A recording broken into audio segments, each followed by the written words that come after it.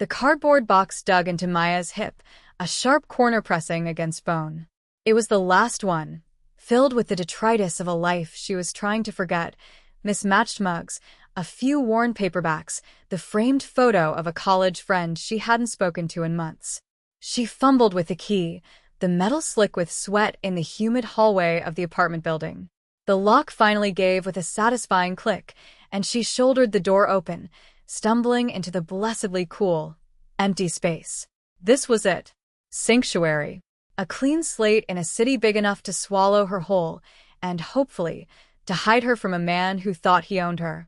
She dropped the box with a thud, the sound echoing in the unfurnished living room. Dust motes danced in the single beam of late afternoon sun slanting through the window. For the first time in weeks, she felt the tight knot in her chest loosen, just a fraction. A sound from the adjacent apartment made her freeze. It wasn't loud. It was the quiet, deliberate click of a heavy door closing. Not a slam, but a solid, weighted sound, like a bank vault ceiling for the night. She'd met the building manager, a harried woman who smelled of stale coffee and disinfectant, but she hadn't seen any of her neighbors. She pressed her ear to the common wall, her breath held. Silence. Nothing but the faint hum of the building's circulation and the frantic beat of her own heart. She told herself it was nothing. This was a normal building full of normal people living normal lives. She was just paranoid, her senses frayed raw by Eric's relentless calls and the constant, gnawing fear that he would find her. He always found her. She spent the next hour unpacking, her movements mechanical. She set up her small bed frame in the corner of the bedroom, pulled sheets from a bag, and made the bed with crisp, neat folds. An island of order in the chaos. As she worked, a scent began to permeate the air, seeping under her front door from the hallway. It was subtle at first, then more defined. Cedarwood and something else, something like cold smoke or winter air. It was expensive. It smelled like money and decisions made in quiet, low-lit rooms. It was utterly out of place in the building's generic paint and carpet smell. She found herself standing by the door, her hand hovering over the peephole. She resisted the urge to look. Her new life had one rule: mind your own business. Do not engage. Do not be seen. She was a ghost, a whisper, and that was how she would survive. The scent faded, and she heard the faint ding of the elevator down the hall. Whoever her neighbor was, he was gone. The silence he left behind felt different, heavier, as if the very air in the hallway was still holding the shape of his presence. She turned the deadbolt, the sound unnaturally loud, and slid the chain into place. The next morning, Maya was wrestling her new, flat-packed bookshelf into a standing position when she lost her grip. It toppled with a sickening crash, one corner gouging a pale scar into the fresh paint of the wall she shared with the silent neighbor. She swore under her breath, her hands flying to her mouth. She waited, listening, her body rigid with apology and anxiety. Nothing. No angrinak, nos chautit kemplant. The silence from next door was absolute, almost unnerving. Relieved but also strangely unsettled, she managed to heave the bookshelf upright and began the tedious process of arranging her books. She was an archivist by training, a lover of paper and ink, and seeing her books on the shelves made the sterile apartment feel more like a home. She was lost in the familiar comfort of the task when she realized she was out of coffee. A trip to the corner store was unavoidable. She checked the peephole before unlocking her door. The hallway was empty. Taking a deep breath, she stepped out, her purse clutched in her hand like a shield. As she turned to lock her door, the neighbor's door opened. Time seemed to slow. She didn't see his face at first, only the impeccable tailoring of a dark gray suit that probably cost more than her entire security deposit. The fabric moved with him, a whisper of fine wool. Then she saw his hand as he reached out to pull the door shut. Long fingers, clean nails, a heavy, silver watch on his wrist that wasn't flashy, but radiated a quiet, solid authority. He turned, and for the first time, she saw him. He was Korean, his black hair cut with razor-sharp precision. His face was a collection of harsh, beautiful angles, his expression utterly neutral. But his eyes were ancient. They were dark, flat, and held no light, no warmth, nothing. They swept over her, a quick, dismissive assessment from her worn-out sneakers to her nervous posture, and then they moved on, as if she were a piece of furniture. He didn't smile. He didn't nod. He simply walked past her toward the elevator, his footsteps silent on the cheap runner carpet. The scent from last night, cedar and cold smoke, trailed in his wake, a ghost of his presence. Maya stood frozen, her key still in the lock, her heart hammering against her ribs. He wasn't just a neighbor. He was a warning. 2 weeks passed in a fragile peace. Maya established a routine, a rhythm designed for invisibility. She left for her temp job at the city library before he did, and she came home after he was already back. She learned the sound of his door, the quiet weight of it closing in the early evening. She never saw him again, but she felt his presence, a low hum of energy on the other side of the wall. She cooked quiet meals. She read late into the night. She never played music. The fear of Eric began to recede, replaced by a low-grade, nameless anxiety about the man next door. Kwon Jin-woo. She'd learned his name from the small, elegant label on his mailbox in the lobby. The script was severe, just like the man himself. One evening, she was returning with groceries when the elevator doors opened onto her floor, and she saw him. He was standing in the hallway, speaking quietly into his phone in Korean. His back was to her, but the tension in his shoulders was palpable. As she approached, he ended the call and turned. His eyes landed on her, and for a second, she felt pinned, a specimen under glass. He glanced at the brown paper bag in her arms, where a carton of eggs was balanced precariously on top. His gaze was so intense it felt physical, like a touch. Flustered, she tightened her grip, and her sweaty fingers slipped. The bag tilted. The egg carton slid. She gasped, lunging to catch it, but it was too late. It hit the floor with a series of wet, sickening cracks. Yolks, bright yellow and obscene, splattered across the beige carpet and onto the polished leather of his shoes. Mortification washed over her, hot and suffocating. "Oh my God, I'm so sorry," she stammered, dropping to her knees, fumbling in her purse for a tissue, anything. "I'm so sorry. I'll clean it up." He didn't move. He simply looked down at the mess on his shoe, his face a mask of cold displeasure. Then he looked at her, kneeling on the floor, a mess of apologies and frantic energy. "Be more careful," he said. His voice was a low baritone, devoid of any emotion. It wasn't a suggestion. It was a command. He stepped cleanly over the puddle of broken eggs, not even bothering to wipe his shoe, and walked to his door. He unlocked it and disappeared inside, the heavy door clicking shut behind him, leaving Maya kneeling in the hallway, surrounded by the ruins of her groceries and a profound, chilling silence. She felt utterly, completely insignificant. And for some reason, that felt more dangerous than any anger would have. The encounter in the hallway had shattered her fragile sense of security. Now, the silence from his apartment felt less like peace and more like a held breath. Every creak of her floorboards sounded like an accusation. She cleaned the egg off the carpet with club soda and a prayer, scrubbing until her knuckles were raw, terrified of leaving any trace of her clumsiness. A week later, the fear she'd been running from finally caught up to her. It was late after 10. A hard, insistent knock rattled her front door. It wasn't the polite rap of a delivery person. It was a fist. Eric's fist. Her blood ran cold. She scrambled to the peephole, her hands shaking.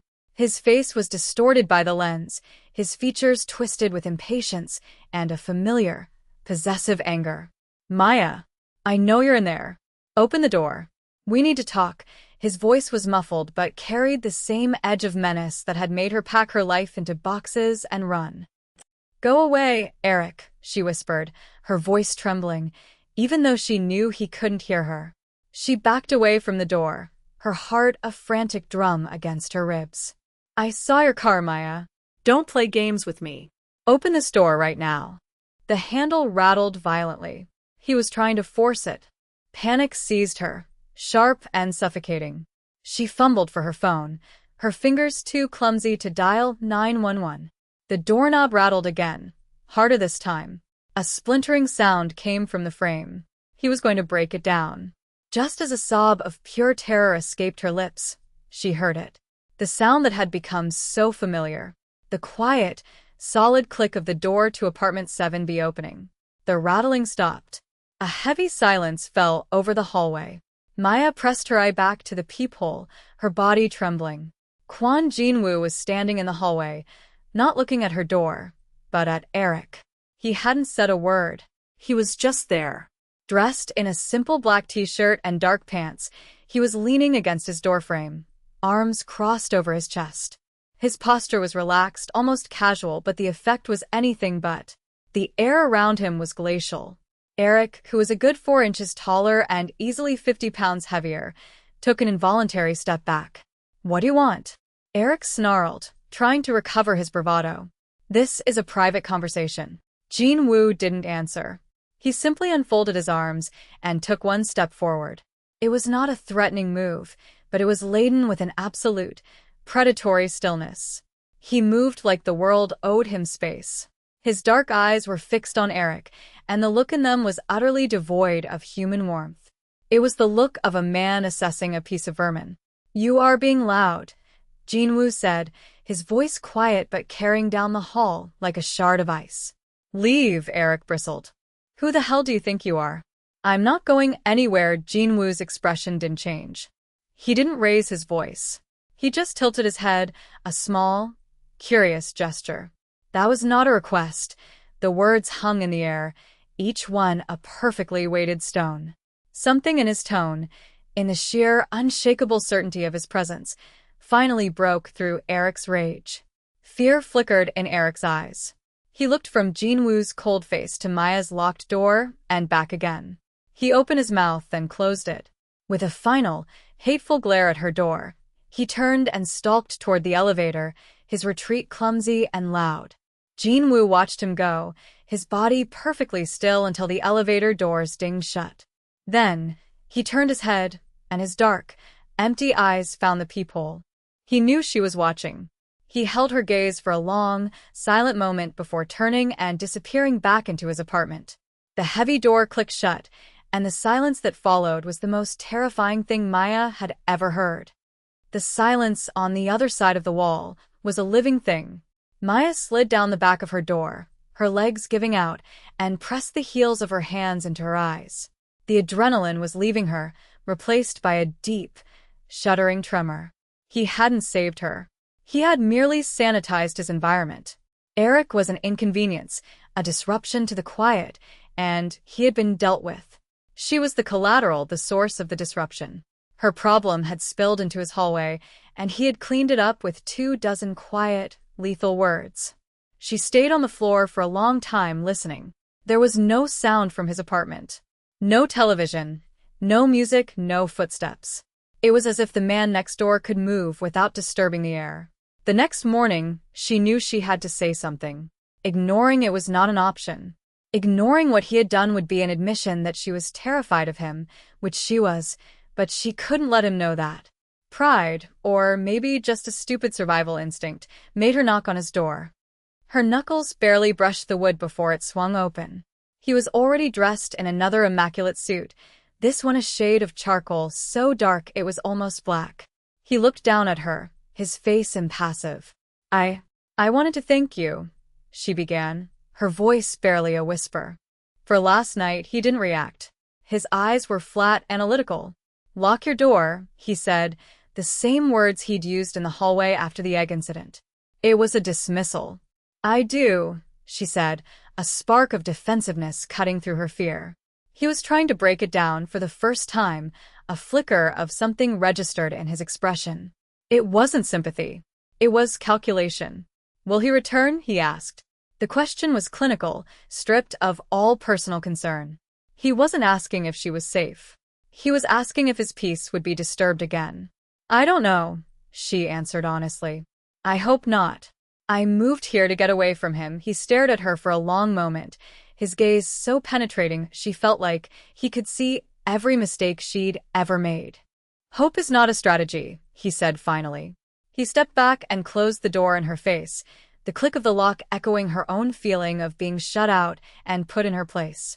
She stood there, stunned, feeling foolish and small. Hope was all she had. That night, sleep wouldn't come. His words echoed in her mind. Hope is not a strategy. It was a cold, brutal truth she didn't want to face. Restless, she decided to take her trash out, needing the simple act of walking down the hall and pushing a button to feel some semblance of control. The service elevator was at the far end of the hall, past the main elevators. As she rounded the corner, she saw that the door to the emergency stairwell was propped open. And she saw him. Kwon Jinwoo was not alone. Two other men, both in dark, severe suits like his own, stood with him in the stark, concrete stairwell. The air was thick with tension. Jinwoo was handing a slim, silver briefcase to one of the men. He moved with an economy of motion that was mesmerizing. He said something in Korean, his voice low and sharp. The man who took the case bowed his head slightly, a gesture of profound respect. Or was it fear? Jinwoo's back was to her, but she could see his reflection in the small, grimy window on the stairwell door. The face she saw there was not the cold, impassive mask he showed the world. It was harder, sharper. The face of a predator. As the two men turned to leave, descending the stairs, Jinwoo's eyes lifted in the reflection, and they met hers. He had known she was there. He had felt her presence the entire time. A jolt of pure ice shot through her veins. She hadn't just seen a business deal. She had seen something she was never meant to see. She was no longer just the noisy neighbor. She was a witness. He turned slowly, his body uncoiling with a deliberate, lethal grace. He stood in the doorway of the stairwell, bathed in the sickly yellow light, and just looked at her. The trash bag slipped from her fingers, landing on the floor with a soft thud. The silence stretched, thin and brittle. She had stumbled out of one man's cage and into the path of a far more dangerous predator. He walked toward her, his silent footsteps swallowing the distance between them. Maya's mind went blank with terror. Run.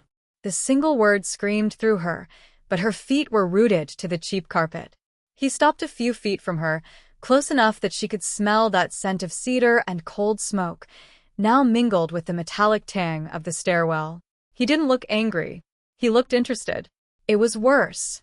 "You are careless, Maya," he said. It was the first time he had used her name. It sounded alien in his mouth, the syllables precise and sharp. He knew her name. Of course, he knew her name. He probably knew everything about her. The thought sent a fresh wave of fear through her. "I was just taking out the trash," she said, her voice a reedy whisper. She gestured vaguely at the bag on the floor. His eyes flickered down to it, then back to her face. "You see too much." It wasn't an accusation. It was a statement of fact. He reached out, and she flinched, a small, involuntary jerk of her body. His hand stopped, hovering in the air between them. He wasn't reaching for her. He was pointing to a tiny, almost invisible security camera tucked into the corner of the ceiling. The small red light was off. It was dead. "Some parts of this building are more private than others," he continued, his voice still unnervingly calm. He lowered his hand. "It is a useful thing to know," the implication was clear. He controlled this space. He controlled what was seen and what was not. The dead camera was not an accident. It was a feature of his environment. "I didn't see anything," she lied, the words tasting like ash in her mouth. A small, humorless smile touched the corner of his lips. It was a terrifying sight. It did not reach his eyes. "Lying is also not a strategy," he said, echoing his words from before. "Not with me." He took another step, closing the remaining space. He was so close now she could feel the heat radiating from his body. She had to tilt her head back to meet his gaze. He was studying her, his dark eyes searching her face for something. Weakness? Fear? She forced herself to stand still, to meet his gaze, to not let him see the terror that was threatening to consume her. She had survived Eric. She would survive this. He reached out again, slowly this time, and his fingers brushed a loose strand of hair from her cheek. The touch was electric, a shocking point of contact that sent a tremor through her entire body. It wasn't violent. It wasn't even possessive. It was proprietary, like a man touching something that already belonged to him. "Your old life is over, Maya," he said, his voice a low murmur. "The sooner you accept that, the safer you will be." He held her gaze for one more heartbeat, then turned and walked back to his apartment, leaving her standing in the hallway, her skin still burning where he had touched her. Her heart was hammering, not just with fear anymore, but with a new, terrifying emotion she couldn't name. He wasn't just a threat. He was a gravitational pull, a dark star, and she was already caught in his orbit. The safety she had craved was an illusion. She had traded a loud monster for a silent one, and she was beginning to understand that silence was infinitely more dangerous. The next few days were a masterclass in psychological warfare. Jin-woo didn't threaten her again. He didn't have to. His presence was enough. One afternoon, she came home to find a sleek, black car idling at the curb, the kind with windows so dark you couldn't see inside. A man in a suit stood beside it, his posture rigid. He watched her walk into the building, his eyes following her until the door closed. There were new faces in the building, men who didn't look like they belonged, who sat in the lobby reading newspapers or stood by the elevators, their gazes sweeping over everyone who passed. They were his men, his soldiers. The building was no longer a residential block. It was his fortress, and she was trapped inside it. One evening, there was a soft knock at her door. Her heart leaped into her throat, but when she looked through the peephole, she saw no one. She opened the door cautiously. On her doormat sat a single, perfect white orchid in a simple black pot. There was no note. There didn't need to be. It was a message. "I can reach you. I can enter your space.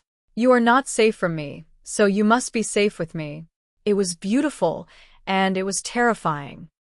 She brought the orchid inside, her hands trembling.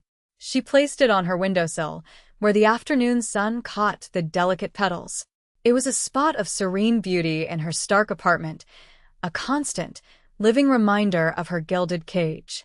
She found herself watching his door, tracking the quiet sounds of his comings and goings, her life shrinking to the space between their two apartments. One night, unable to bear the suffocating silence, she found herself at his door. She didn't know what she was going to say. She just knew she couldn't live like this, a ghost in her own life, waiting for the other shoe to drop. She knocked, her knuckles sharp against the wood. He opened it, dressed again in casual black. He looked at her, his expression unreadable. "I can't," she said, the words tumbling out. "I can't live like this." Wondering, waiting. "You have to tell me what you want from me." He stared at her, his head tilted slightly. He seemed to be considering her, not her words, but her. The raw fear and defiance warring in her eyes. He stepped back, a silent invitation to enter his apartment. Hesitantly, she crossed the threshold. His apartment was the negative image of hers. Where hers was sparse and filled with second-hand furniture, his was a study in minimalist luxury. A sprawling black leather sofa, a glass coffee table, and floor-to-ceiling windows that offered a breathtaking view of the city lights. Everything was clean, ordered, and impersonal, except for one thing. On a dark wood console against the far wall, there was a single, silver-framed photograph. It was turned slightly away, but from this angle, she could see the edge of it. It was a woman, smiling, her head thrown back in laughter. She was beautiful. Jin-woo followed her gaze. For a split second, the mask of cold control slipped. A shadow of profound pain, so deep and raw it was shocking, crossed his face. He turned his back to the photo, deliberately blocking it from view. That was his wound. The crack in the marble. The woman he had failed to protect. "What I want," he said, his voice tight, "is quiet. You have brought me the opposite." "I didn't ask for this," she shot back, her fear momentarily eclipsed by anger. "I didn't ask for my ex to be a monster, and I didn't ask for his replacement to be whatever you are. I am a man who understands that the world is not safe," he said, turning back to her. His eyes were dark pools of something that looked like regret. "I protect my territory. My home. You're now in it. That makes you my responsibility. I'm not your responsibility, she said, though the words felt hollow even to her. Then leave, he challenged, his voice soft. The front door is unlocked. My men will not stop you. You can walk out of this building and disappear. Take your chances with him. He gestured vaguely, meaning Eric, meaning the world. He was offering her an out. A choice. She could run. She could go back to a life of looking over her shoulder, of waiting for Eric to find her again, of being truly alone. Or she could stay here, in this dangerous, silent world with him. She looked at his face, at the cold certainty in his eyes, and she thought of the absolute terror she'd felt when Eric was at her door. Jin-woo was dangerous, but his danger was controlled, precise. Eric's was chaotic and cruel. She thought of the orchid on her windowsill, a threat and a promise. She stayed. The choice was made in the silence that stretched between them. She did not leave. And in that moment, she crossed a line. She had chosen the monster she knew, and he knew it. A slow, dark understanding passed between them. Her survival was now tied to his, and that was a contract written in something far more binding than ink. Her decision to stay changed the air between them. The fear remained, but it was now threaded with a strange, unwilling dependency. He was her protector, and she was his secret, a vulnerability he had to manage. A few nights later, the fragile peace was shattered. Maya was jolted awake by a sound from her living room. Not a knock. A splintering crash. The window. Someone was coming through the window. She scrambled out of bed, her heart seizing in her chest. A large figure was climbing through the shattered pane of the fire escape window. It was Eric. His face was contorted with a desperate, wild rage. You think you can hide from me? He snarled, his feet crunching on the broken glass. You think your new boyfriend can protect you? He lunged for her.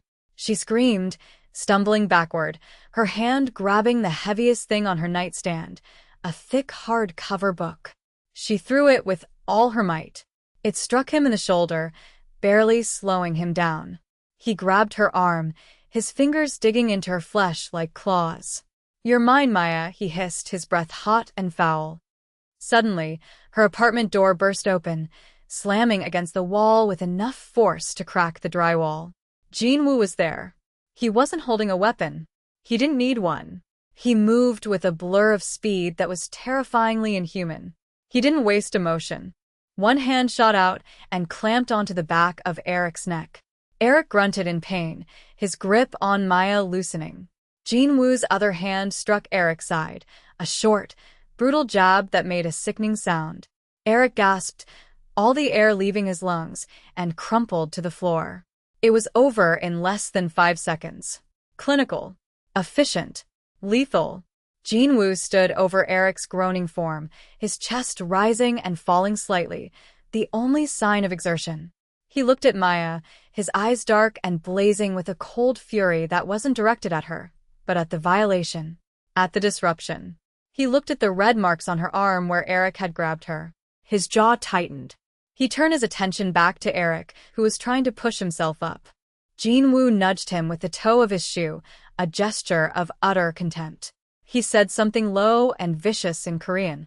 Then he reached down, hauled Eric to his feet, and propelled him toward the still-open door. 2 of his men were now standing in the hallway. They took Eric, one on each arm, their faces grim and silent. Eric didn't struggle. The fight was gone, replaced by a primal, animal fear. They dragged him away. The hallway was empty again. Jin-woo closed her apartment door, the click of the lock unnaturally loud in the ringing silence. He turned to face her. Her apartment was a wreck. Glass littered the floor.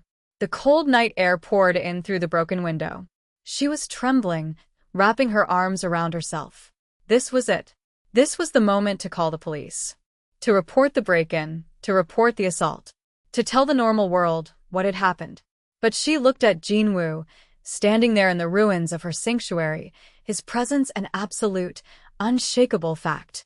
Calling the police would mean explaining him. And that was impossible. By not picking up the phone, by choosing silence, she was choosing him. She was making herself an accessory to whatever happened to Eric next. She had crossed a line she could never uncross. She was no longer an innocent victim. She was part of his world now. "He won't bother you again," Jinwoo said. It was a vow. He walked over to the broken window, his shoes crunching on the glass. He looked out into the night, his back to her. The silence stretched, filled with the adrenaline of the fight and the weight of her choice. "You should have let me handle it from the beginning," he said, his voice low. "I thought I could," she whispered. "I thought I could be invisible." He turned from the window, his face shadowed. "Nothing is invisible to a man who is hunting. And nothing is invisible to me." He walked toward her, stopping just inches away. He looked down at her, his gaze intense.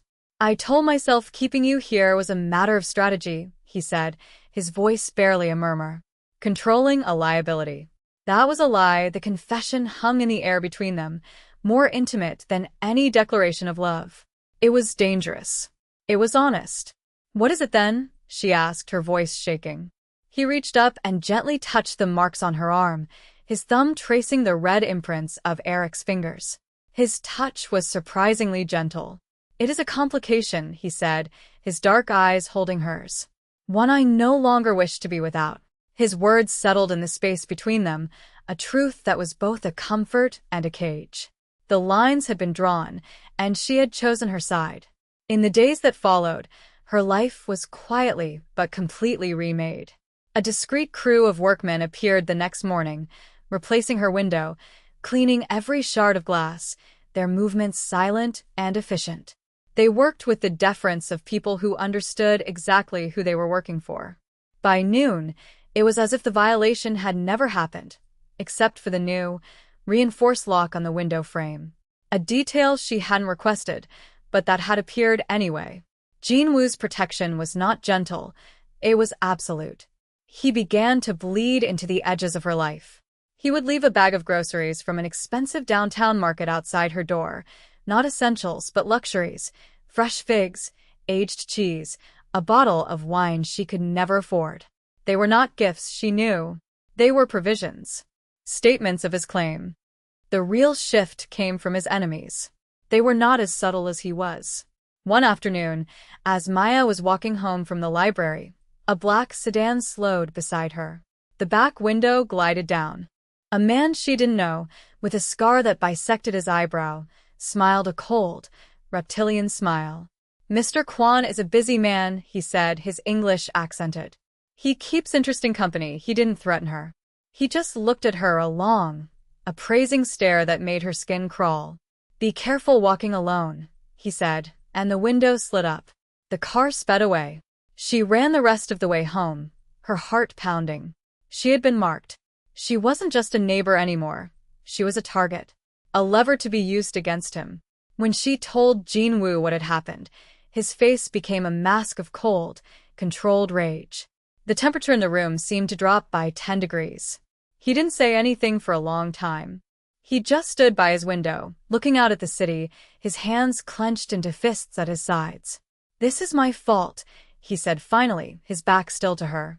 "They see you as a weakness." "I'm not weak," she said, the word sharp. He turned, and the look in his eyes was bleak. "To them, anything I care about is a weakness. A tool to be used against me." He had all but said it. He cared about her. The admission was stark, stripped of all romance, and it landed with the weight of a death sentence. "You will no longer leave this building alone," he stated. It wasn't a request. "One of my men will escort you." "I can't live like that," she protested. "A prisoner, you will live," he countered, his voice hard as steel. "That is the only thing that matters." The final confrontation came sooner than either of them expected. The man with the scar was from a rival faction, a man named Park, who had been trying to usurp Jinwoo's territory for years. Park was reckless, and he believed he had found Jinwoo's Achilles heel. One evening, as Maya was returning to her apartment, the hallway was empty. The guard who was usually posted by the elevators was gone. A prickle of unease went down her spine. She quickened her step, her keys clutched in her hand. As she reached her door, a hand clamped over her mouth from behind, and an arm like a steel band wrapped around her waist, lifting her off her feet. A sweet, Cloying scent filled her nostrils from a cloth pressed against her face. Her last conscious thought was of Jinwoo's face, the flicker of pain in his eyes when he looked at the photograph. She had become the new photograph, the new woman to fail. She woke up in a warehouse, the air thick with the smell of dust and rust. She was tied to a chair. The man with the scar, Park, stood in front of her, smoking a cigarette. "Welcome back," he said with that same chilling smile. "Your protector will be here soon." He is very predictable when it comes to his possessions, Maya's mind raced, cutting through the fog of the drug. She was not a possession. She was not a damsel. She had survived Eric. She had stood up to Jinwoo. She would not be a passive pawn in this game. She tested the ropes on her wrists. They were tight. She scanned the room. It was vast and filled with crates. There were 2 other guards besides Park, both armed. The situation was grim. But then she saw it. Above her, a network of old, rusty sprinkler pipes ran along the ceiling. Directly over Park's head, a junction was visibly corroded, a dark stain of rust weeping down the side. An idea, desperate and crazy, began to form. Jinwoo arrived alone, just as Park had predicted. He walked into the warehouse, his hands empty, his face a calm, deadly mask. He looked at Maya tied to the chair, and his eyes blazed with a fire so cold it could burn. "Let her go, Park," he said, his voice dangerously quiet. "This is between us," Park laughed, a harsh, grating sound. "Everything is between us now. You showed me your weakness. I'm just using the tools you provided." He put his gun to Maya's temple. "Now, you're going to sign over the Port Authority to me. And then, maybe she walks out of here." Jinwoo's eyes met Maya's over Park's shoulder. In that single, silent glance, a universe of understanding passed. He saw the fear, but he also saw the resolve she was trying to project. He gave a tiny, almost imperceptible nod. It was all she needed. "You know," Maya said, her voice shaking but clear, "for a man who thinks he's so smart, you really are an idiot." Park's head whipped around, his eyes narrowed. "What did you say?" "I said you're an idiot," she repeated, louder this time. She leaned forward as much as the ropes would allow. "You think he's the only one with a strategy?"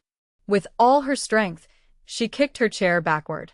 The legs scraped violently against the concrete, and the chair toppled, sending her crashing to the floor. The move was a gamble, designed for one purpose. It forced Park and his men to look down, their attention momentarily diverted to her. In that split second of distraction, Jinwoo moved. He was a shadow, a storm. He drew a weapon from an ankle holster she hadn't even known was there. The first shot was a deafening crack that took out the guard to the left. The second took out the guard to the right. It was brutally efficient. Park, recovering, spun back around, raising his gun toward Jinwoo. But Maya wasn't finished. From the floor, she kicked out with both feet, slamming them into the back of Park's knees. He buckled, his shot going wild, shattering a window high above. As he stumbled, Jinwoo was on him. It wasn't a gun he used now. It was his hands. The fight was short, silent, and brutal. When it was over, Park was unconscious on the floor, and Jinwoo was standing, his chest heaving slightly. He came to her, cutting the ropes with a small, wicked-looking knife. He pulled her to her feet, his hands framing her face. "Are you hurt?" he asked, his voice raw. "No," she whispered, her body still humming with adrenaline. He pulled her against him, a fierce, desperate embrace that had nothing to do with tenderness and everything to do with a primal, terrifying relief. He had almost lost her. They didn't talk on the way back to the apartment. The silence in the car was thick with everything that had happened, everything that had been said and done. His men had dealt with the warehouse, a problem erased from the world, as if it had never existed. When they walked back into the building, it was to a new reality. Her old life wasn't just over, it was burned to the ground. There was no going back. He stopped outside her apartment door, and she turned to face him, expecting him to go into his own. Instead, he reached into his pocket and took out a key. It wasn't her key. It was heavy, solid, and attached to a simple black leather fob. He pressed it into her palm and closed her fingers around it. "This is for my door," he said, his voice low and steady. His eyes held hers, and in their dark depths, she saw it all. The acknowledgement, the claim, the truth. This wasn't a declaration of love. It was a statement of fact. Her place was with him now. Not as a guest, not as a neighbor, but as a permanent fixture in his dangerous, silent world. A cost had been paid. Her anonymity, her simple, quiet life, was the price. In return, she had his protection, his complication, his entire dark empire at her back. She looked down at the key in her hand, the metal cool against her skin. Then she looked up at him, at this man who was both her captor and her savior. She thought of the woman in the photograph, the ghost of his past failure. She would not be a ghost. She was a survivor. She tightened her grip on the key, the sharp edges digging into her palm. She met his gaze, and with a slow, deliberate nod, she made her final choice. She turned from her own door and walked with him toward his, the key to her new life, her new cage, held firmly in her hand. The heavy door opened, and she stepped across the threshold, leaving the last remnants of the woman she used to be behind in the hallway.